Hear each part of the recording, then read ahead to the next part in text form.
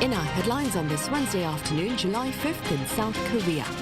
The government here says it respects the IAEA report in support of Japan's planned release of Fukushima radioactive wastewater, but will be conducting its own review of the report itself as Korea's political parties hold emergency meetings in response to the UN nuclear body's final assessment. Meanwhile, while Japan has yet to announce the date to begin its discharge of the Fukushima radioactive wastewater, opposition within its own borders mounts, as is the case from neighboring China, where authorities question the assessment ability of the IAEA. Capital Seoul is noting a lull from the monsoon rain, with sweltering conditions dominating the metropolitan region today, while downpour continues in the southern parts of the country. We start here on the local front with the government's response to the final IAEA report regarding Japan's intentions to discharge into the Pacific Ocean radioactive wastewater from its crippled Fukushima nuclear power plant. I have our political correspondent Ishi who's standing by live with details on that. Shiu, so what has been the response here to the vote of confidence from the UN nuclear body? Sunny, the government has been holding daily briefings on the issue since mid-June, and today was no exception, especially considering the release of the IAEA report the day before, as you said. South Korea's Office for Government Policy Coordination this morning said that it respects the IAEA's report, but as for its content, South Korea is conducting an independent review.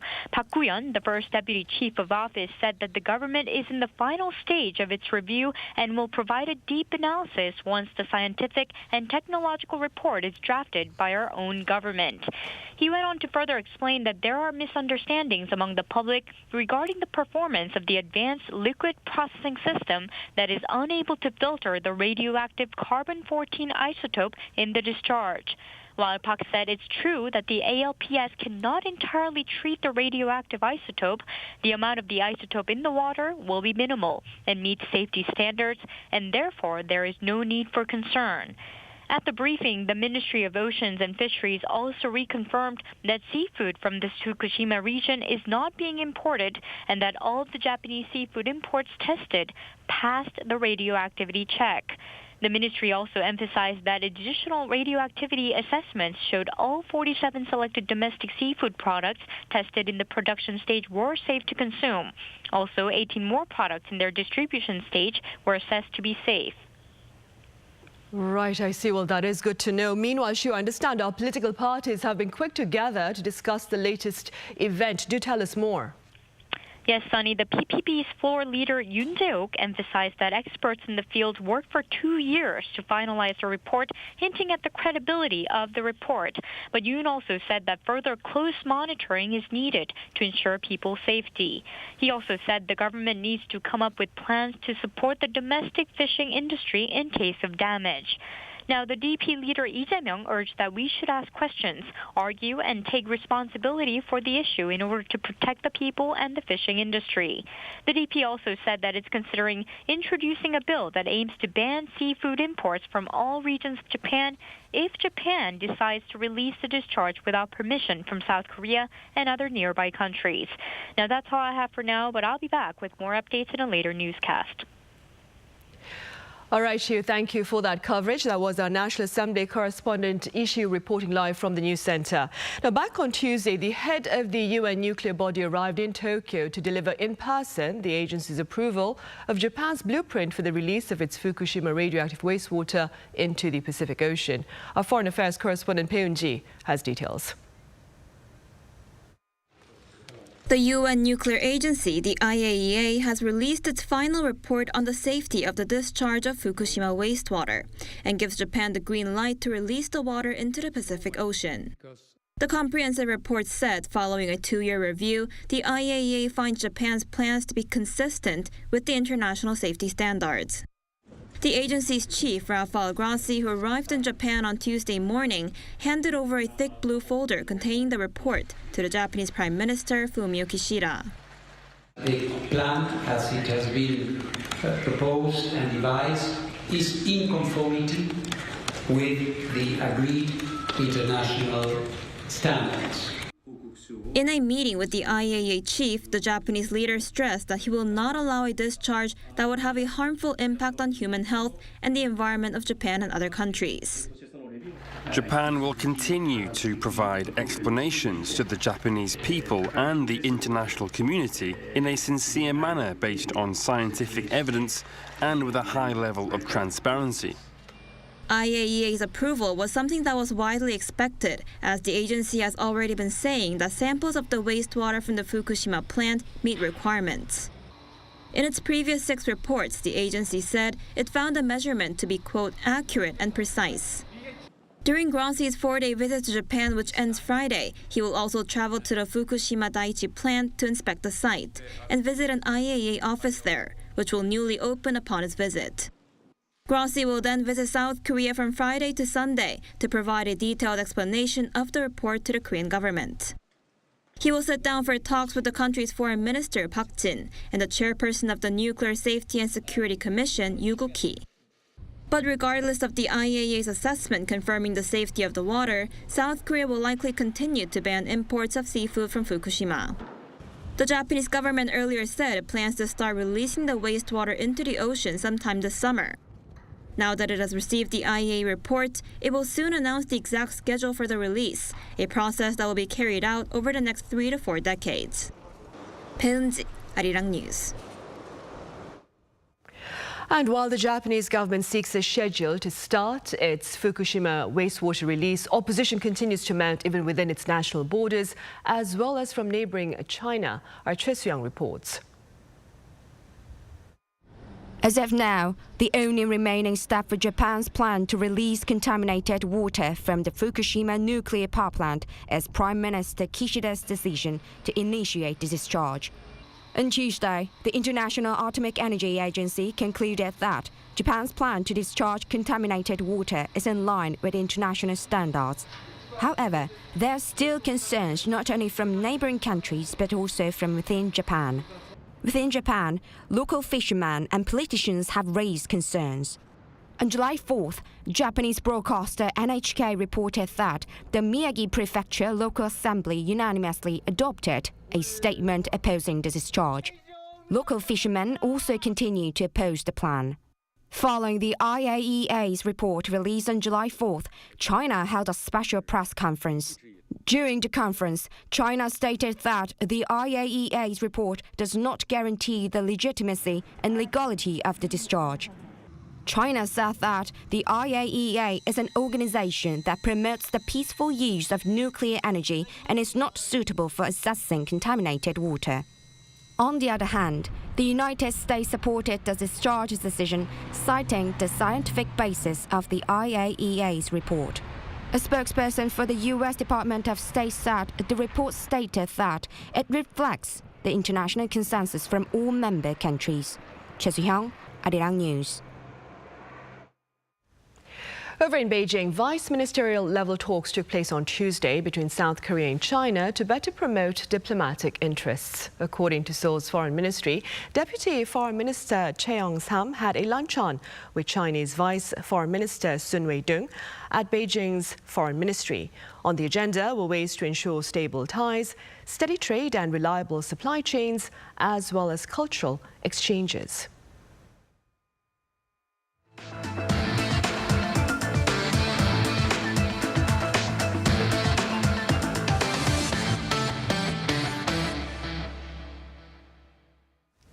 The capital city is noting a lull in monsoon rain on this Wednesday, following much downpour overnight. But the heat is back on track. Our Lee Seung-jae reports. Heavy rain warnings issued in Seoul and the metropolitan regions have been lifted as of 2 a.m. Wednesday as the rain clouds moved east. While Seoul and its surrounding areas seem to have avoided the worst of this season's monsoon rains so far, other regions could still be affected. Heavy rain warnings have been issued in Daejeon, Cheongju, and northern regions of Gyeongsang-Buk-do province. Other regions that were issued the same warnings include Jeollabuk-do province. Heavy rainfall of 10 to 30 millimeters per hour can be expected in the affected regions. While no casualties have been reported overnight, the Central Disaster and Safety Countermeasure Headquarters said Wednesday that there was some damage caused in the Seoul metropolitan region. This includes 7 homes and stores that were flooded due to the heavy overnight rain, with some trees also reportedly damaged. 423 households in Gyeonggi-do province lost power late Tuesday night. Currently, access is restricted to 414 trails in 14 national parks, including Bukhansan, Wudungsan, and Jirisan. Heavy rain is expected in different parts of the country throughout Wednesday, with southern regions of the country expected to see 20 to 60 millimeters of rain. According to the Korea Meteorological Administration, this year's monsoon season should be similar to previous years and is expected to last for a total of 32 days. Lee Seung-jae, Arirang News.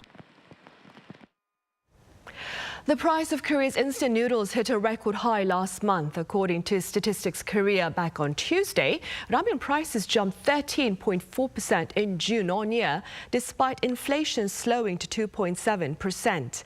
Now, this is the highest jump in prices since the global financial crisis in the year 2009 and follows an on-year price hike of 13.1% in May. In a televised address last month, Finance Minister Chu Kyung-ho urged Ramyeon companies to lower prices.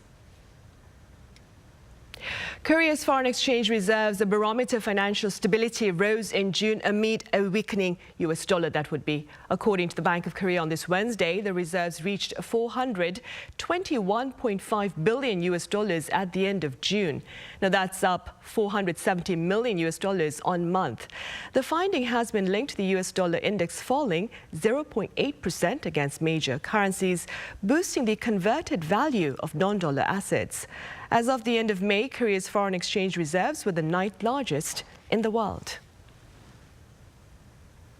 The Finance Ministry has lowered its economic growth outlook for Korea this year, but has pledged to promote broader economic vitality amid global uncertainties. Our correspondent Shin Ha-young has details. As price hikes in South Korea continue to ease, the government has slashed its inflation outlook for the year from 3.5% to 3.3%. However, it has also lowered its growth projection for 2023 to 1.4% due to a sluggish performance in the first half. Despite this cut in its economic forecast, the government expects the economy to gradually recover in the second half of the year and more substantially starting next year. Mentioning this, Finance Minister Chu Kyung-ho announced on Tuesday the economic policy direction for the latter half aimed at improving the country's economic vitality. The country's economic conditions have been gradually improving, but economic uncertainties still remain in the global economy and financial markets. In the second half of the year, the government will focus on enhancing economic vitality, stabilizing people's livelihoods, improving the economic structure and future preparation. First, the government will focus on boosting sluggish exports, as these will play a significant role in the country's overall economic rebound. It'll do so by injecting record-breaking trade financing of 184 trillion Korean won, or roughly $140 billion during the second half. The government also aims to stimulate domestic consumption by boosting tourism. To encourage off-season travel, 300,000 vouchers worth $23 each for accommodation will be distributed in November. To attract more foreign tourists, 700 free round-trip flight tickets will be given out in July and August, targeting visitors from countries such as Japan, Taiwan, and China. As for improving the country's economic structure, it will focus on fostering science and technology as well as cutting-edge industries and expand joint research at the global level. The government aims to promote this and nurture key personnel by partnering local research institutions with ones in the U.S. Additionally, it is planning to expand its R&D and technological cooperation with the EU by having further talks on Seoul joining the EU's Horizon Europe Research and Innovation Program. South Korea could also soon expand tax benefits for video content makers to the same level as those for chip makers. Currently, the tax credit for conglomerates making video content is 3%, while for small and mid-sized businesses, it stands at 10%. The revised tax credit for video content makers is yet to be announced, but tax benefits for chip makers have been raised to a maximum of 25%. Shin Ha-young, Arirang News. Korean companies in China saw sales retreat over the last 6 years amid Beijing's ban on Hallyu. According to CEO Score, the combined sales of 113 Korean businesses in China stood at some $85 billion last year. Now, this amount is down 13.1% from the year 2016. With the exception of chips and batteries, which are reportedly seeing stellar growth in the Chinese market, other products plunged close to 40%. By company, Hyundai Motor posted the worst performance, with its sales in China sinking 75%. The global health body is raising the alarm over the potential risks of aspartame, a sugar substitute used in quite a number of products that are labeled sugar-free. Our Jin explains. The International Agency for Research on Cancer is the World Health Organization's cancer research arm, and the global health body is preparing to declare aspartame as being possibly carcinogenic to humans.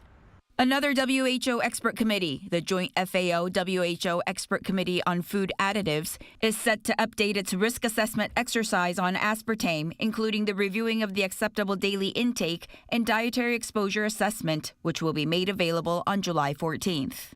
The evaluations from the two bodies are complementary. The IARC will assess the potential carcinogenic effect of aspartame, while the JECFA will update its risk assessment, including a review of the acceptable daily intake. The artificial sweetener that's known to be about 200 times sweeter than sugar, aspartame was first approved by the U.S. FDA back in 1974. An evaluation by the JECFA in 1981 determined its acceptable daily intake to be under 40 milligrams per kilogram of body weight. The IARC has, up to now, never evaluated aspartame. However, the current review may yield results of potential carcinogenic effects. And depending on the findings, consumers, food companies, retailers, and restaurants may need to decide whether to fight back or find alternatives. Meanwhile, the South Korean Ministry of Food and Drug Safety said it would release and analyze the effects of aspartame, saying that IARC rulings do not always have an absolute impact on domestic standards. According to a 2019 report from the Ministry of Food and Drug Safety, the average per-person consumption level of aspartame in South Korea is 0.12% of the acceptable daily intake.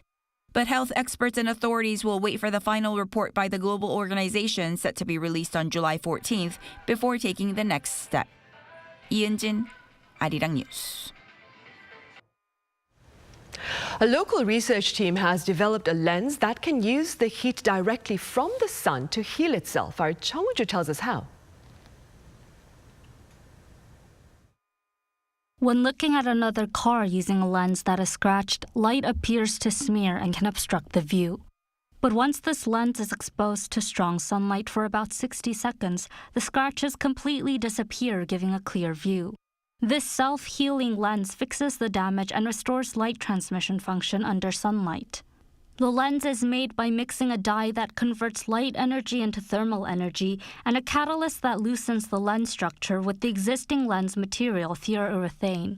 When this material is exposed to light, it heats up to 70 degrees Celsius, and the molecules separate before reattaching to each other in their original format to completely remove the scratches. Most particles with photothermal properties used to be inorganic particles, which makes the material lose its transparency and is difficult to use as optical material. The dyes we use disperse well in polymers and are transparent. The South Korean research team that made the lens said they're conducting additional research with South Korean automakers and hope to commercialize the new lens material within 5 years. They also say that the price will not be significantly different from existing products because only a small amount of dye and catalyst is added. The same research team previously developed a self-healing coating material for cars that repairs damage in 30 minutes under natural sunlight. The technology enables cars to maintain a perfect appearance even if the paint surface is scratched if the material is used as a coating agent. 정은주, Arirang News. Vietnam's Halong Bay is hosting a special exhibition to promote Korea's southern resort island of Jeju, which is a UNESCO World Natural Heritage Site. Among the various activities at the exhibition, visitors can indulge in a virtual flight over the island in an urban air vehicle. According to the Jeju World Heritage Headquarters, the exhibition is open until this Friday. Also speaking to Arirang News, organizers say they are expecting a daily average of 4,000 people.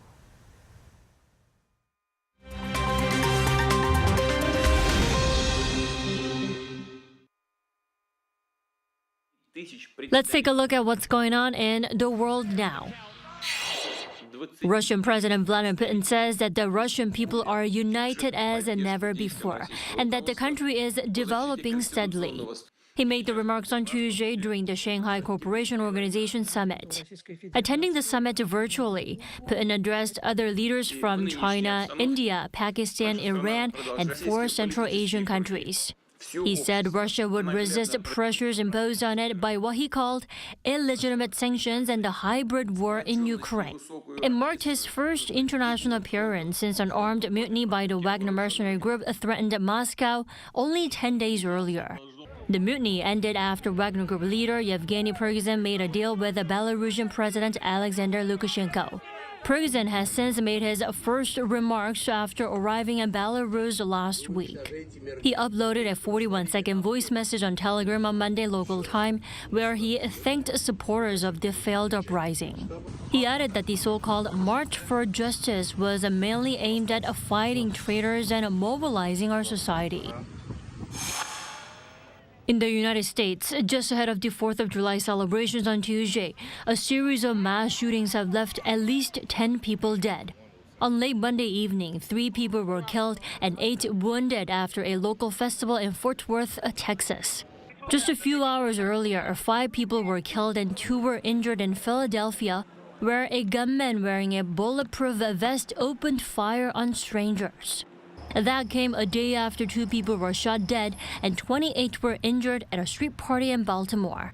Motives for all 3 shootings are still unclear. U.S. President Joe Biden has condemned the shootings and called for tighter gun laws. So far this year, the U.S. has seen over 340 incidents of mass shootings and gun violence.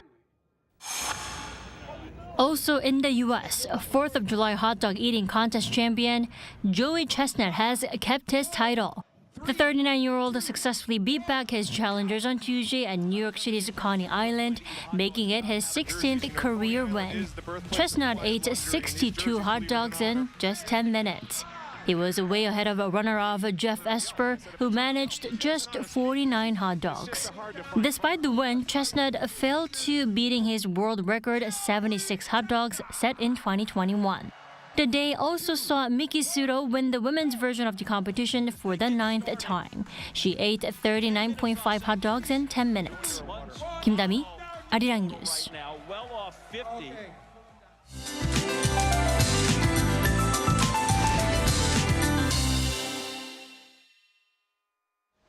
Good afternoon. There were heavy showers across Korea overnight with rain advisories. And some parts of Jeju and Gyeongsang-Namdo province had to deal with lingering showers through this morning. Well, after some wild conditions, we can expect sunnier and calmer weather this afternoon. Highs in southern provinces are going up 3 to 5 degrees higher than yesterday, hovering above 30 degrees Celsius. Sunshine will be quite strong, though, with very high UV rays beaming down nationwide. So you can put away your umbrellas, but now sun safety is a must this afternoon.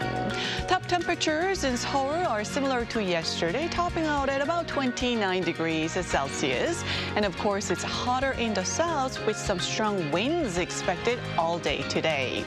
Monsoon rain takes a break for a couple of days, then returns at the end of the week to southern parts of the country, while temperatures remain on the hotter side, but for now, the figures are not looking too bad.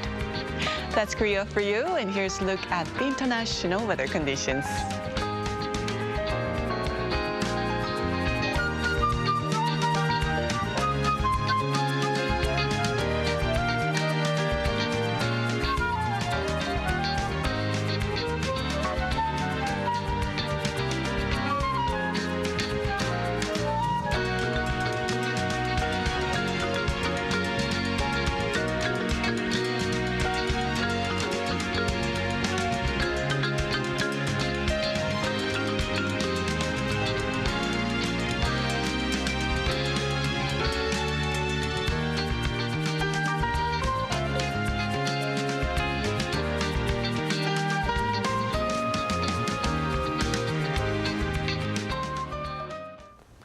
And those are the headlines at this hour, but do stay with us for our panel session coming up next. Thank you for now.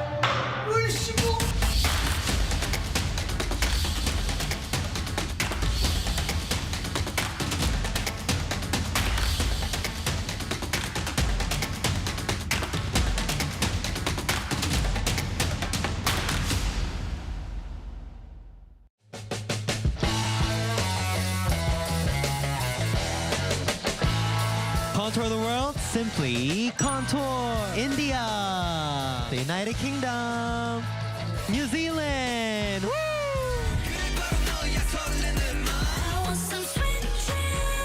I'm excited. You excited? Of course. Yeah.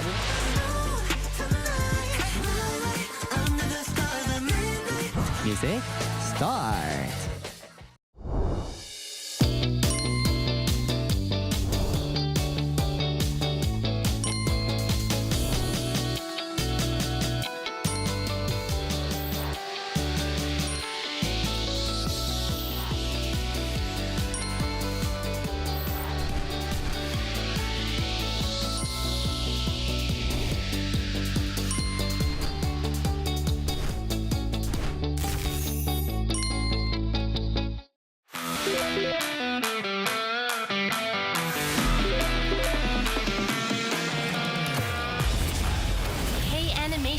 Loved and watched around the world. We want to make more animations to reach more children. Traveling time and space. Developing adventure and curiosity. Infinite creativity and hope. We want our children to grow up to be happy. K-animation, watched by children all around the world. so that joy can be felt when our animation is watched. This is the reason we make animation and share with the world. K-Animation, befriending children all over the world.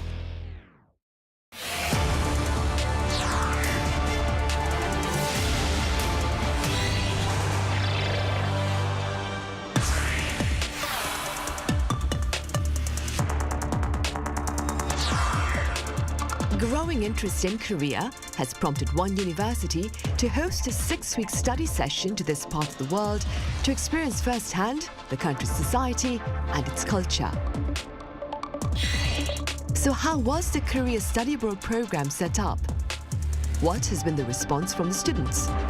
And are there ways to enhance such learning experiences? Welcome to Issues and Insiders. Today, we speak about the growing interest in Korea, including its society and culture among students abroad. For this, I have Professor William Hayes from Gonzaga University here in the studio. Professor Hayes, it's a pleasure to have you here. It's nice to meet you as well. Thank you. I also have Professor Kang Yu-kyung, also from Gonzaga University. Professor Kang, it's a pleasure. My pleasure. Right, Professor Hayes, we'll start with you. Let's begin then with the reasons behind the launch of the Korea Study program and the initial response, of course, from those around you. Yeah. So a lot of it's because at Gonzaga University, so we're located in Spokane, Washington. We're the second largest city after Seattle. So in that university these days, because of the Korean wave, there's strong student interest in anything and everything about Korea. So they wanted some type of class like this. And traditionally at our university, we're more Eurocentric focused. We actually, study abroad programs began around 1963 in Florence, Italy. And we actually have a sister campus in Florence, Italy. So most of our students come and they expect to go to Europe. So this was a challenge and transformation in their thinking, and so we were quite successful. So it's both our location, it's student interest that's driven this program.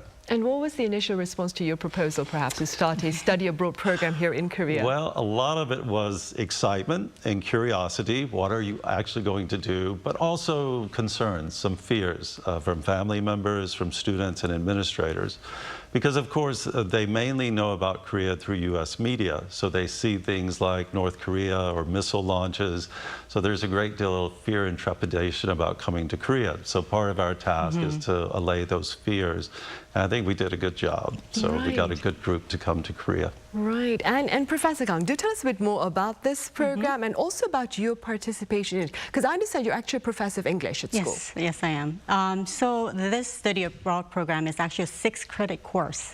So 3 credits for Dr. Hayes and 3 credits for me. So he taught under the title of Korean State and Society. I taught it under Korea and Korean Englishes. So as a scholar and teacher of English, specifically writing studies, or we also call it rhetoric and composition, I took on a more interdisciplinary approach, and not only bringing in writing studies, but also bringing in world Englishes and social linguistics. So what we did with the students is really looked at what English looks like in Korea, what it looks like, how it functions, and so forth. So we asked big questions like, what is the relationship with English and power, English and globalization, English and socioeconomic class, you know, all these realms of the society. So it's been a joy. Right. And what was the focus of your study here? So I do Korean State and Society. I originally came to Korea in 1987, and so at that time I was studying theology, Minjung theology, people's theology. But even then, churches were involved in the democratization movement. So off and on since then, I've focused on the relationship between the Korean state and society. So the emergence of a strong civil society, including news and media, is very important. So that's the dynamic that I'm looking at. So the changes in civil society over the past 30 years in Korea. And what's your assessment thus far, that is, of the session here in Korea? The session itself, I think, I'm biased, of course, but I think it was fantastic. The students, again, usually our students, if we set a bar for them, they'll reach for it. And throwing them into everyday life, doing complete immersion with them is quite a challenge, especially because they don't speak Korean.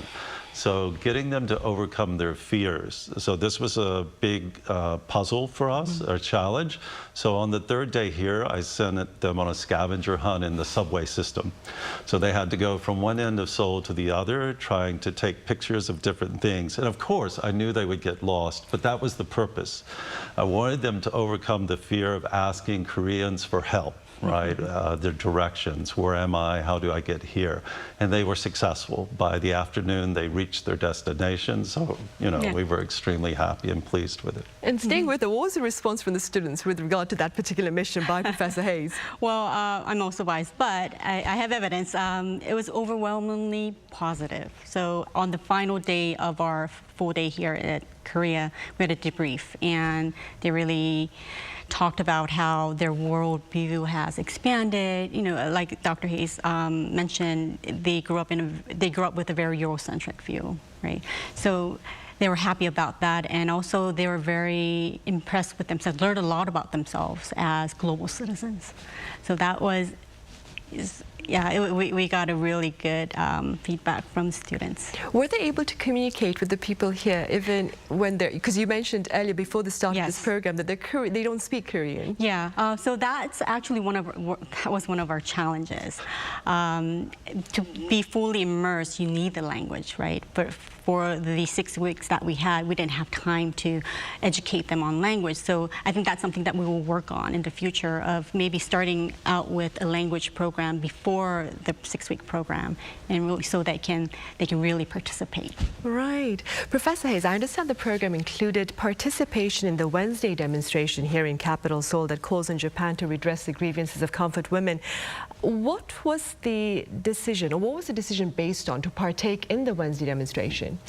As I said, I've been in and out of Korea since '87, involved with a lot of different social movements here. And so even in their first emergence in the 1990s, I attended the Wednesday demonstrations, and I've attended every decade since then. So I know I know where that demonstration will be at. I know the exact time of the demonstration, and I know the relative safety of it. And so what's important to know is the majority of our students at Gonzaga and the majority in the program are women. And so throughout the program, they were always asking questions and curious about women's issues, because again, Korea often emerges in the news due to that relationship, the gender inequalities in South Korea.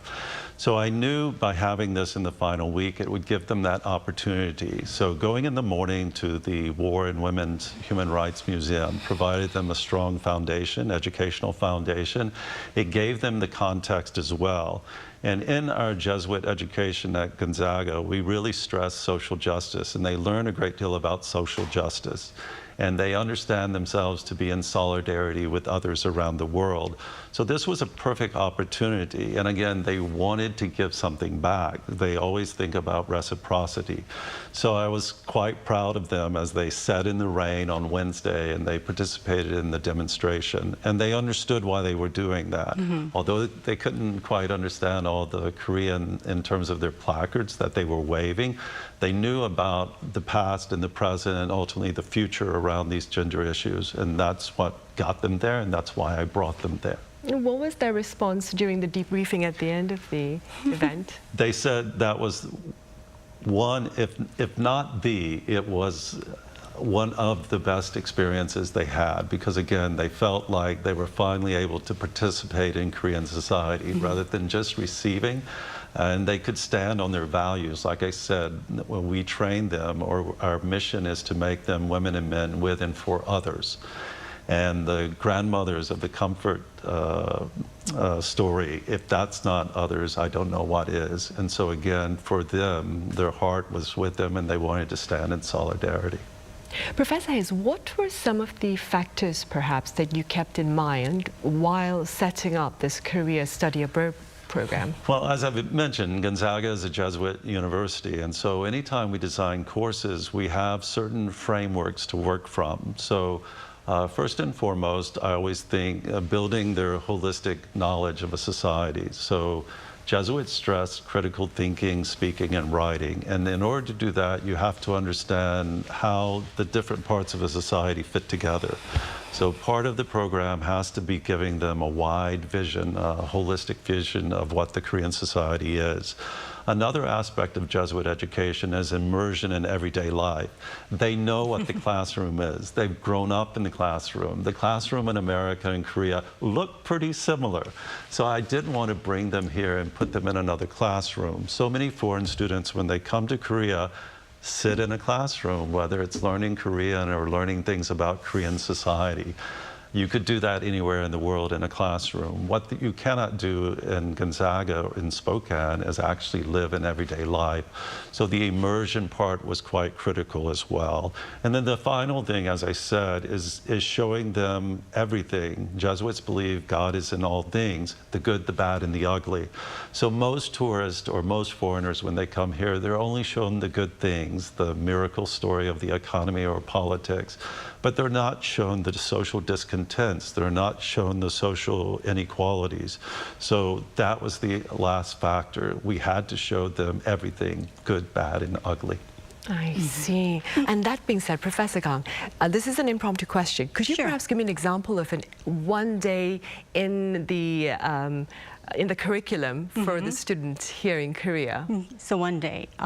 So we did a lot of museums, not just demonstrations and going to all these companies, but we did a lot of museums. So we would get up in the morning. We would debrief what they had experienced the day before, and since this is a course, we gave out readings for them to read and reflect on and apply to give them a lens to how to look at what they are experiencing. So we would get up in the morning, debrief, and then go out to our next site, which could be a museum or a company, anywhere that we had in our itinerary, and then in the evening, we would give them some personal time because getting around in Seoul, in Korea, it was a lot for them, right? Coming from a very rural area in Spokane, coming here. So that is what our typical day looked like. Right, I see. Professor Kang, would you say there's been a tangible shift perhaps in the perception of Korea, perhaps a greater interest in Korea among students overseas, especially in America, given the advances made by K content in recent years? Definitely, definitely.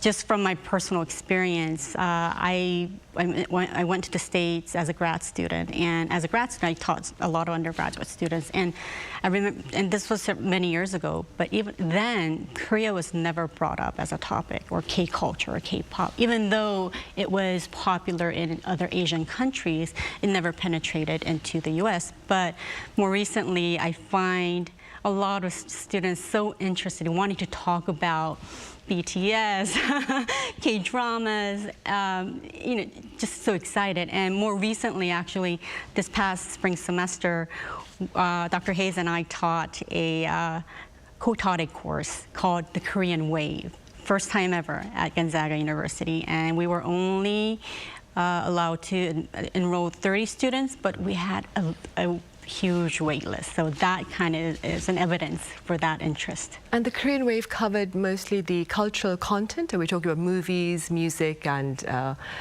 dramas? And beyond that. So as a society, so we look through the Korean society through these mediums and so much more.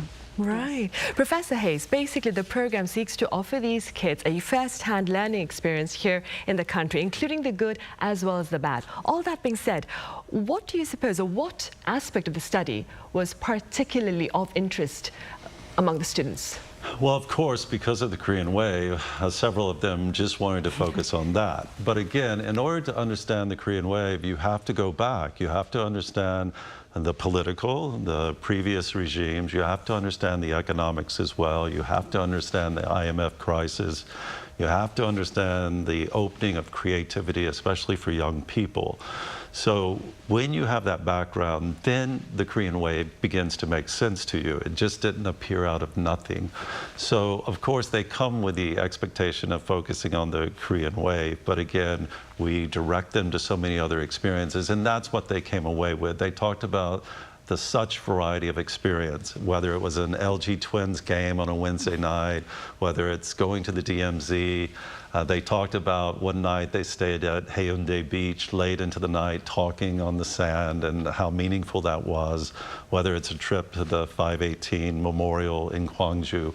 All of these was such a range of variety of experiences, things that are out of their everyday life, right? And again, it's compressed together in 6 weeks. That variety of experience left the biggest impact on them. And then secondly, the reciprocity, able to give back to Korea. As a host nation, they felt like they kept taking and receiving. And so they look forward, like I said, to Wednesday, the demonstration. But then one of the last events was going to a English hagwon and then working with kindergarten students for 2 hours. That brought them so much joy, right? Because again, they could use their English in that way and they could work with the young kids. So they really loved that part, the reciprocity to give back. Staying with that, Professor Kang, what more can you tell us about this last day experience at the hagwon, a cram school in Korea for young kids, for young children? So they were very surprised that there were such hagwons for young kids, right? So it wasn't just, yes, they went in and gave back by teaching them, but also they were very interested in studying about why that is so in Korea, what specifics that has made these hagwons and English education start at a very early age, right? So it was a good opportunity for them to really experience that hands-on and think about it. Right. Yeah. What would you highlight, Professor Kang, as perhaps some of the challenges in ensuring a productive, constructive learning experience with regard to the Korea study program here? I think we mentioned it before briefly about language. Yes, language. That was one of the hardest things for the students have a more immersed experience. We needed that language, but that wasn't available. So that is one. But besides that, I think it comes with the size of the group. Having 14 students moving along from one location to another, all the logistics that went into it, finding housing, just finding a place to have discussions, right, conversations regarding the course and all. So that was, and I think we keep reiterating that we are faculty from a Jesuit institution, so we commit a lot to cura personalis, which means the care for the whole being. So it's not only the academic part, but as faculty, we have to care for their individualism, right? There are 14 individuals with all different expectations and anticipations, personalities, characters. So kind of balancing that was a little bit of a challenge for us, a meaningful challenge, and also trying to balance out personal time with academic time and so forth. So yeah, there were many. I only mentioned a few. There were definitely challenges. Right, I'm sure. And as a professor in the Department of English, Professor Kang, what are your thoughts with regard to English education here in Korea? I know it's a very general question. You can give me a very general response. That's a huge education. As someone who grew up in Korea with all the primary, secondary, and also college education here, now being in that field studying English in Korea, I have a lot of mixed feelings, of course. There's a lot of work to be done and perceptions that need to be changed, but also I realize that because it isn't just a one-side effect, I mean, it's very intertwined within society, how our English education has evolved, right? So, and there are many scholars who are at this, who do this work to see what our issues are and how to untangle those ties. So, so what I can say, just short, there's a lot to be done and studied, and going forward for our next generation. Right. Professor Hayes, there is talk about, some people believe that more needs to be done with regard to perhaps offering Korean language studies to those interested in the language itself overseas. What are your thoughts? I think that's always a first step. Again, I was a beneficiary of a lot of support, fellowship, scholarship support from Korea Foundation. So coming to Korea, Of course, that was part of the training, so both training at Yonsei University and Koryo University. And I think similarly overseas, that is always has to be a part, but there's always limitation. Learning a language, right? Because usually they have up to 18 hours of coursework per week. So is it enough to give them 3 or 4 hours a week in Korean language? And again, the problem is they're not in a context where they can continue to use the language. So it really becomes a kind of rudimentary approach to language. That's why, again, immersion, I think, is ultimately the best way to learn the language. They have to be here, they have to be immersed, and they have to be using the language 24/7. Right, it's a great opportunity if you could. Yes, yes. If I could bring them all here, I would bring them all here to learn. Right. Professor Hayes, what are some of your future plans with regard to the Career Study program? Of course, this particular summer program moves forward for 2 more summers, so we'll be back, and we learned, as my colleague said, a great deal this summer, so we'll be improving and building upon it. But we would like to really establish Korean Studies program at Gonzaga University as well. In the beginning, like a minor studies. So again, Korean language is critical to that, as are courses on Korean politics and economics and history, etc. But in order to do that, we cannot do it ourselves. We really need institutional support. And this is where institutions like the Korea Foundation or our sister institution, Sogang University, those are quite critical to build toward the future. So if we are to be successful, we will need their help. And there's no question about that. Right, and I'm sure they'll extend it to you. Well, best of luck in your future endeavors, Professor Hayes. And Professor Kang, thank you so much for your time and your thoughts. Thank you. Right, well, that ends this edition of Issues and Insiders. Thank you for watching. See you next time.